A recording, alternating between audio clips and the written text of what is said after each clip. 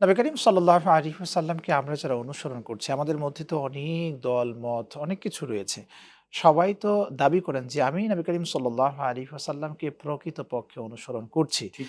এটা অনেকেই দাবি করছেন। তাহলে প্রকৃতপক্ষে যারা আল্লাহ রাসূলকে অনুসরণ করছেন, এ জি, অনুসরণের তো মাপকাঠি থাকা দরকার। জি। সেই মাপকাঠিগুলো কি হতে পারে? চমৎকার বলেছেন আপনি।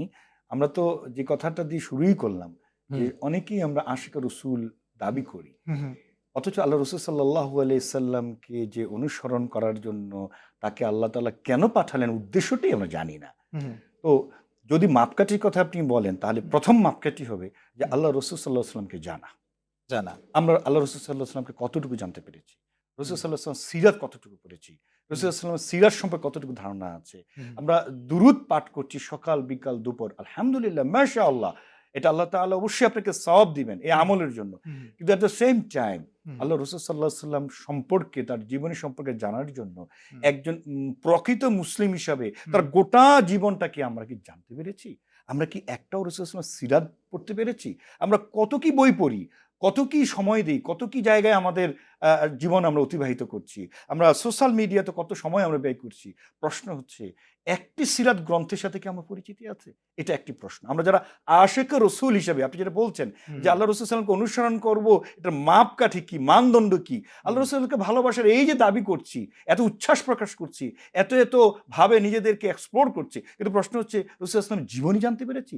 রসুল ইসলাম একটা সিরাত পড়তে পেরেছি? প্রশ্ন। হুম, আমাদেরকে প্রশ্ন রাখতে হবে। হুম, কারণ রসুল ইসলামকে যদি জীবনী সম্পর্কে নাই জানি, রসুল ইসলামের জন্ম থেকে একেবারে ওফাত পর্যন্ত নবী ইসলামের নবুয়তির জিন্দিগি, হুম। নবী ইসলামের দাওয়াতি জীবন, নবী ইসলামের হিজরতের জীবন, নবী ইসলামের মাদানী জীবন, এই যে জীবনগুলি, এই যে যেখানে আমাদের প্রত্যেকটা পরতে পরতে রয়েছে শিক্ষা, সামাজিক, পারিবারিক। পারিবারিক, অর্থনৈতিক হুম, সবকিছুতে হুম, এমনটা বলা হয় রসুল সাল্লাল্লাহু আলাইহি সাল্লামকে যে যদি সর্বোত্তম আদর্শ আল্লাহ তাআলা কোরআনে তো বলে দিলেন, লাকাদ কানা লাকুম ফি লাকুম ফি রাসূলিহি রাসূলিল্লাহি উসওয়াতুন উসওয়াতুন হাসানাহ। হাসানাহ ইন্নাকা লাআলা খুলুকিন আযীম।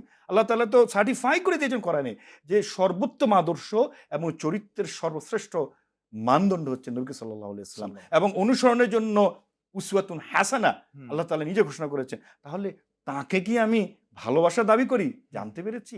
কি অনুসরণটা করব? কি পদাঙ্ক অনুসরণ করব? কি বলে গিয়েছেন?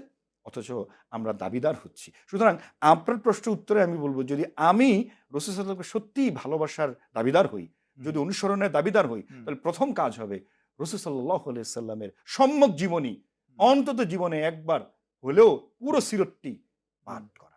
পাঠ পুরা করেন। সিরাত আপনি যদি আমাকে প্রশ্ন করেন যে আমরা সিরাত পাঠের জন্য কোনটাকে অনুসরণ করব? কি হুম, ধরনের বই পুস্তক আমরা সংগ্রহ করব? জি, আমরা জি। খুব সংক্ষেপেও যদি আমরা রাসূল সাল্লাল্লাহু আলাইহি ওয়াসাল্লামের জীবন জানতে চাই, হুম, আর রাহিকুল মাখতুম যে কিতাবটি সারা পৃথিবীতে সাড়া জাগিয়েছে। হুম, খুব বেশি সমাদৃত, সমাদৃত একটা। সমাদৃত হুম, এবং খুব বেশি কিন্তু হুম, বড় নয়। হুম, আমরা অন্তত এই বইটি পড়েও কিন্তু রাসূল সাল্লাল্লাহু আলাইহি ওয়াসাল্লামের জীবন সম্পর্কে একটা সম্যক, একটা মুলাক্খাস জীবনী আমরা এ জানতে পারি। জানতে পারি। এখানে সংক্ষেপে একটা প্রশ্ন আপনার জি, থেকে জানতে চাইবো যে, কেউ যদি নবী করিম সাল্লাল্লাহু আলাইহি ওয়াসাল্লামকে অনুসরণ না করে, জি, শুধু কোরআনকে মানতে চায় যে, জি, আমি কোরআনে যে তথ্য পেয়েছি এ অনুযায়ী চলবো। জি, কোরআনের ব্যাখ্যাগুলো নেব না, জি। প্রয়োজন নেই।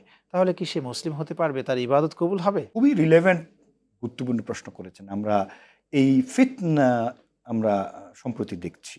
হুম, হুম। আমরা সোশ্যাল মিডিয়া সহ বিভিন্ন জায়গায় যে একটা শ্রেণী যারা কোরআনকে তারা একমাত্র অনুসরণীয় বলছেন, আহলে কুরআন বলছে তাকে। আহলুল কোরআন, হুম, এবং পাশাপাশি তারা রাসূল সাল্লাল্লাহু আলাইহি ওয়াসাল্লামের সুন্নাহকে, রাসূল হুম। সাল্লাল্লাহু আলাইহি ওয়াসাল্লামের অবজ্ঞা পদাঙ্ক করছেন। অনুসরণকে, রাসূল সাল্লাল্লাহু আলাইহি ওয়াসাল্লামের হাদিসকে তারা অস্বীকার করছে। যাদেরকে মুনকারে হাদিসও বলা হচ্ছে। এটা এক ধরনের নতুন নব্য একটা ফিতনা।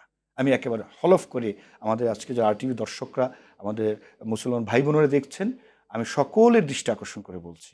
এই ফিতনা থেকে প্রথমত আমি হুম, হুম, সকলকে বলব যে সচেষ্ট হয়ে যাই, হুম, সচেতন সতর্ক হয়ে যাই। হুম, কারণ হচ্ছে যে আমাদের ঈমান বিধ্বংসীকারী হুম, এটি একটি মতবাদ, হুম, এমন একটি চিন্তা চেতনা হুম, আমাদের মধ্যে, সমাজের মধ্যে হুম, এটি ছড়ানোর একটা অপচেষ্টা চলছে। হুম, এটি ১ম কথা। দ্বিতীয় কথা আসুন। আল্লাহ রাসূল সাল্লাল্লাহু আলাইহি সাল্লামকে না সাল্লাল্লাহু যদি আলাইহি জানা ওয়াসাল্লাম। যায়, হুম, তাহলে আমি কোরআনটাকে কিভাবে করে জানব? প্রশ্ন। আমরা রাসূল সাল্লাল্লাহু আলাইহি সাল্লামের কাছ থেকে তো কোরআন জেনেছি। জি, আমরা কি অন্য কোনো কারো মাধ্যমে জেনেছি? না, আমাদের কারো কাছে কি হযরত জিবরাইল আলাইহিস সালাম, মালাকুল ওয়াহী কেউ এসছেন? না, কোন সাহাবীর কাছে এসছেন?